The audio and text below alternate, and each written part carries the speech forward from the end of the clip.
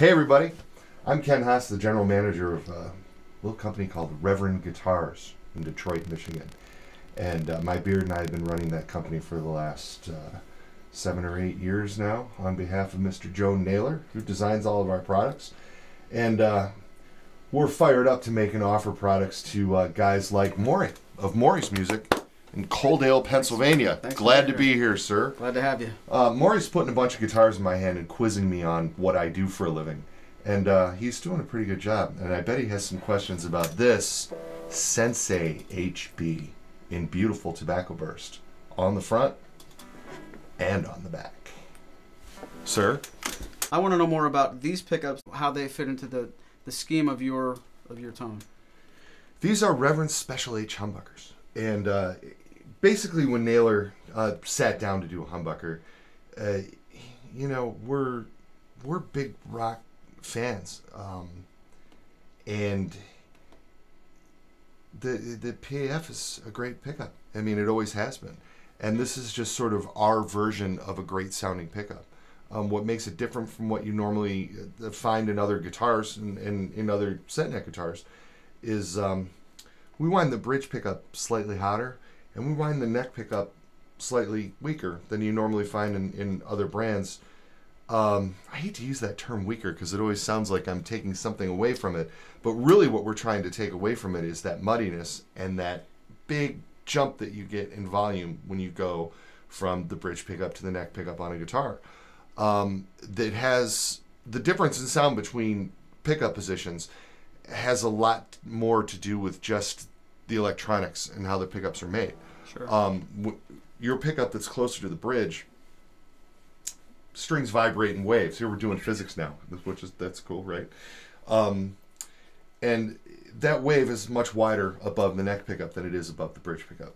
So the neck pickup is picking up a fuller spectrum of sound than the bridge pickup is, which is why the bridge pickup sounds tighter and more aggressive.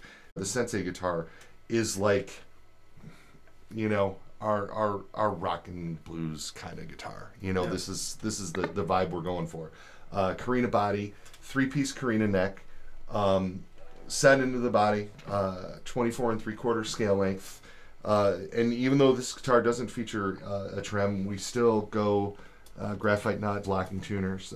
This particular Sensei is 18787, which is the 18,787th Reverend made since 1997. Neck joint. The Sensei model, being the double cutaway, more of the neck is out away from the body, which just adds to the resonance. Oh. The way the strings ring and the sustain of the model and the way the model feels on you. The more wood you have around the neck joint, the tighter the sound is. And there's a place for that. You know what I mean? That's very cool. But in you know, soloing and playing a lot of open string stuff, I really personally like the way a double cutaway sounds. And of course, as with all the Reverend instruments, master volume, master tone, bass, contour control, you're not going to make a 24 3/4 scale set neck guitar sound like a 25.5-inch bolt-on with a single coil in the bridge.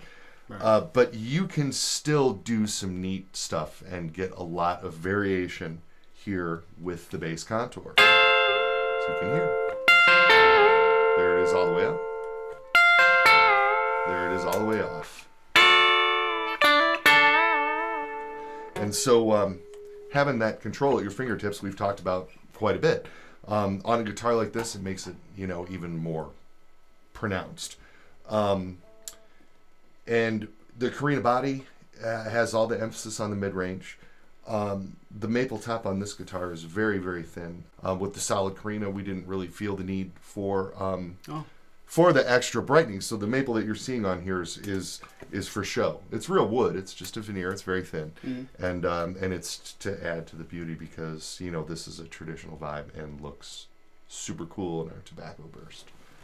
This is your sort of tightly focused rock guitar, and I mean, let's hear this one because I put this thing in my lap.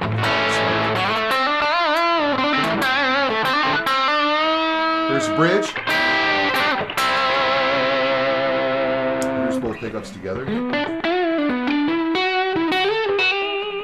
neck.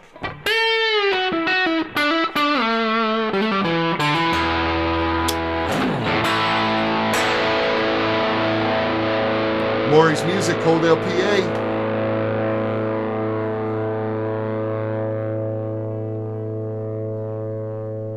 It's never gonna stop. The sustain. The sustain.